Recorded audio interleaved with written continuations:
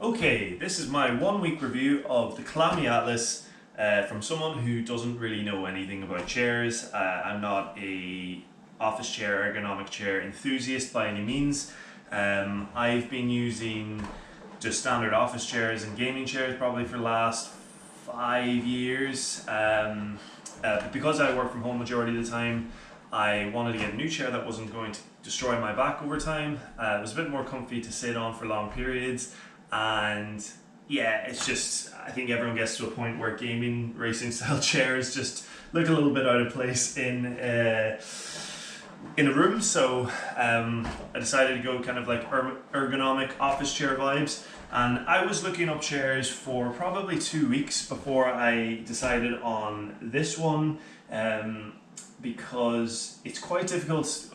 I always find when it comes to kind of expensive purchases that you're planning to keep for a few years, kind of say like 200 to 300 plus, I want to make sure I'm getting the best bang for my buck, but also like the most features, the best build quality I can get. And I think with this one I have got probably that.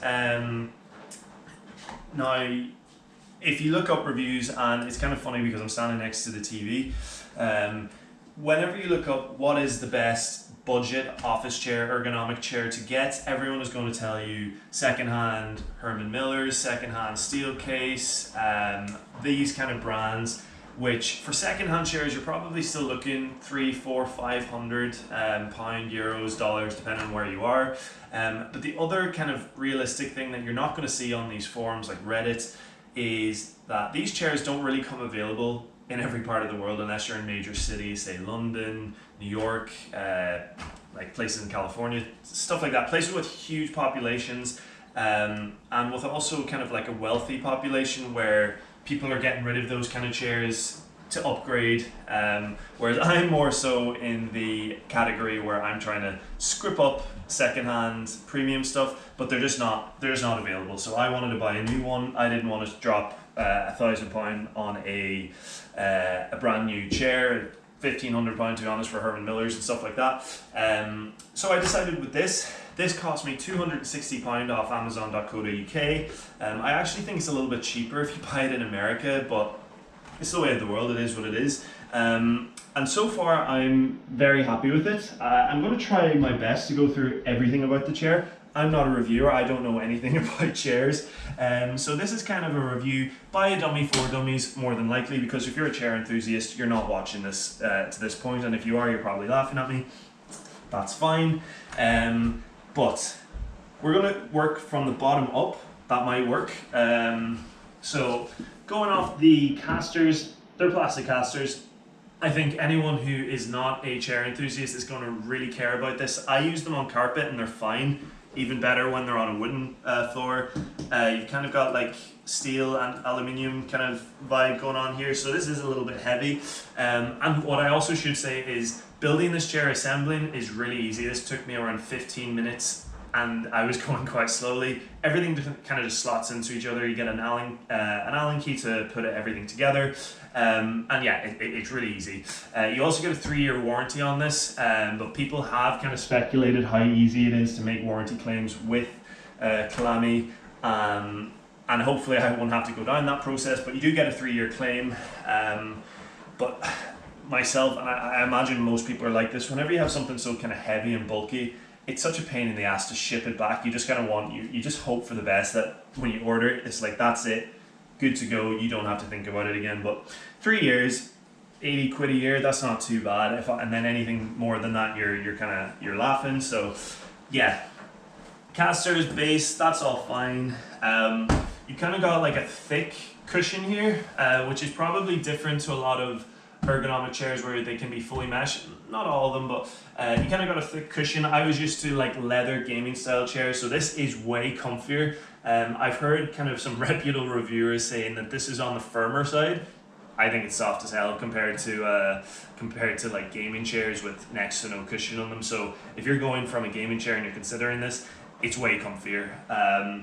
The seat pan also can slide in and out using this thing here, which I should probably show.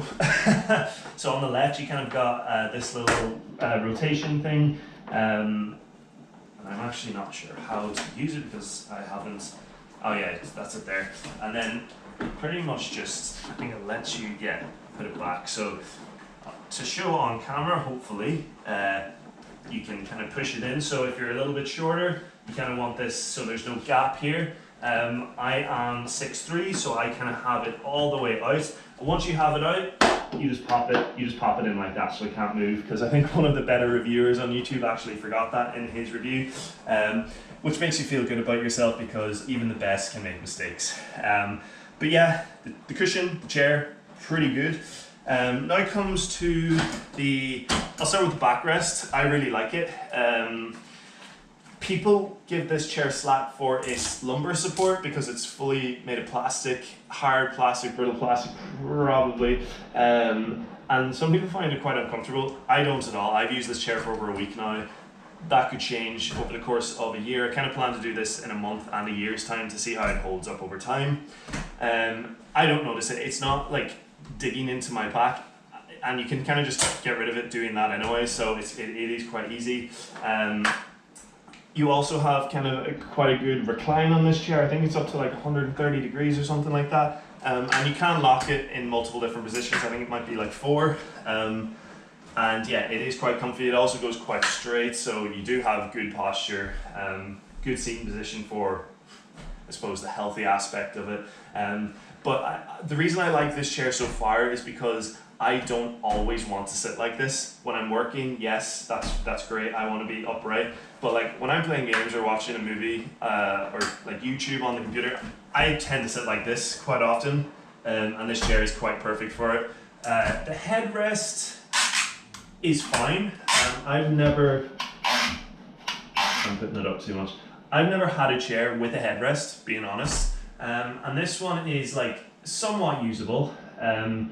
Most people on Reddit, YouTube, say that headrests aren't great for tall people either. I can see why. I think you can get like third-party attachable headrests, which can be better. I just don't care enough. It's kind of, again, the only time I'm using the headrest is when I'm feeling incredibly lazy, watching a movie, watching a show, and I kind of just slouch down in my chair. So I'm not using any of its features for the good of my health or posture. Or if I'm almost ready to fall asleep. This is where I'm doing it. Not really using it in its kind of upright position when I have it kind of locked in place. You can use it, but I'm not going to be able to type comfortably like this because it's just not perfect. It's good enough. Because it comes with the chair, I'm happy to use it every so often, but like if you're adamant you need a really good headrest, look into third-party ones, or maybe look into a different chair. I don't know, but it's fine. And then comes the armrest. This was probably the biggest negative from reviewers I've seen, that people said it just kind of moves a little bit too easily. Like when you're kind of doing this, they can just like slide back and forth. I agree partially, probably mostly with the reviewers, and the fact that it is the weakest part of the chair, for a couple different reasons. So the biggest kind of engineering flaw, I would say, is the fact that they come from the bottom and are at your side, where if they came from the back of the chair, I think this chair would probably be perfect for a budget. Again, I say budget in air quotes because it's still £260. It's not cheap. If this was at the back of the chair, when you fully recline, the armrest would be with you, whereas when I'm fully reclined, I kind of just get my forearms on it, and if I'm feeling really lazy, like again, it doesn't really all go the way, but when you're sitting upright reclining, it's not great. That's it. Whereas if they were at the back of the chair, I think quite a few Herman Millers and steel cases, Herman Miller Agons are definitely designed like this, where they come from the back. The armrest just stays with you and it's perfect. Whereas this isn't. Again, this is not a game changer. This doesn't break anything for me. It's just a slight negative, probably a little bit of an engineering oversight.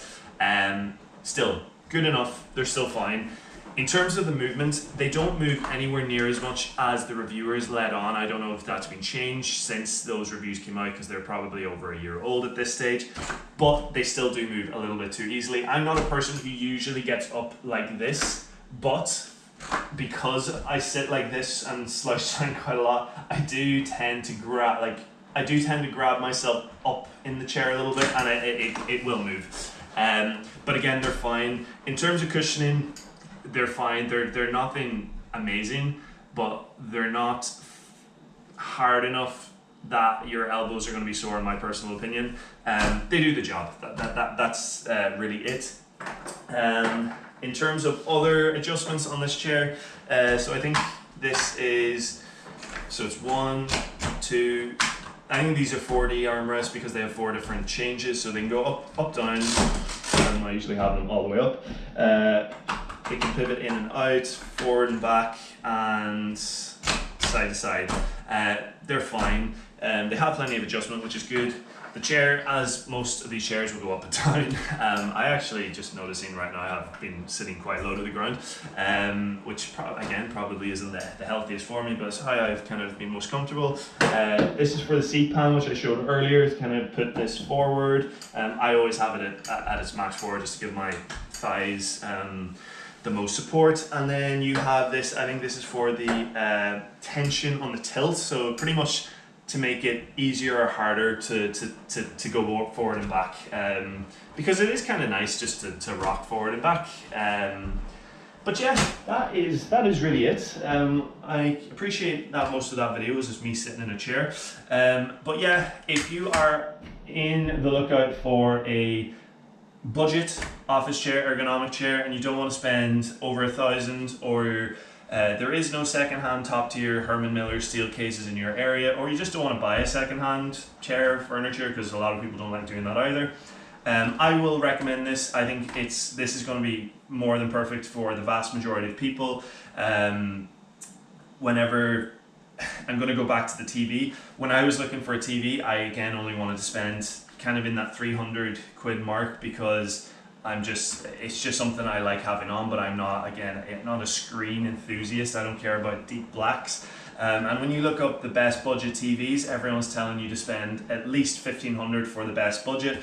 It's just unrealistic for the majority of people. When you go on places like Reddit looking for reviews, they do give you great insight into certain products, but they'll also tell you that you're an absolute idiot if you want to spend €300, £300 on a chair, because this is a waste of money. It's just going to fall apart.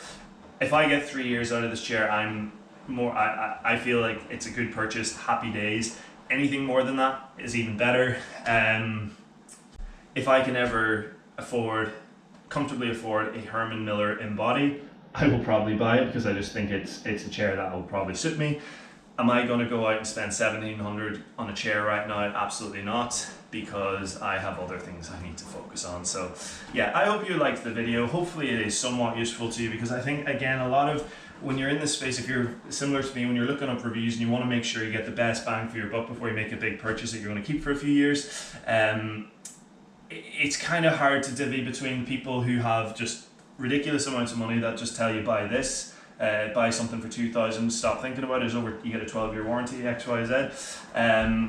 And then you have the other side of it with sponsored posts. Again, if you are in this space at the minute, you're probably getting targeted by a company called Habata. It's a company who essentially put their brand on a load of standard products from China, and say they're an OEM. They essentially white label products that are already built and just stick their brand on it. All of the videos I've seen for Habata have been paid ads, sponsored reviews, not by like reputable reviewers. And I think the guy's name's, honestly, he's a reputable reviewer, and BTOD, they're the two I kind of focus on mostly. But Habata, a lot of sponsored posts. A lot of other chairs have sponsored posts as well, and they can be a little bit difficult to figure out. So yeah, if you've been thinking on this, I would say pull the trigger. I think it's going to be more than beneficial for most people, especially if you're tall. This is a good option, because again, that was quite difficult to find. And yeah, I don't really know much, so take everything I've said with a pinch of salt, but hopefully it gives you some sort of an insight into what this chair is like.